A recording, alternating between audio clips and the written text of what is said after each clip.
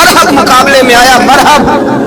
हजरत अली रज़ी अल्लाह ताला अन्हु फरमाते 1000 के मुकाबले में वो लड़ा करता था, मेरे मुकाबले में आया तो कहने लगा भतीजे तुझे पता है मैं मरहब हूं, मैं मरहब हूं, तुझे पता है कैसे मुकाबला करोगे, तुम्हें पता है?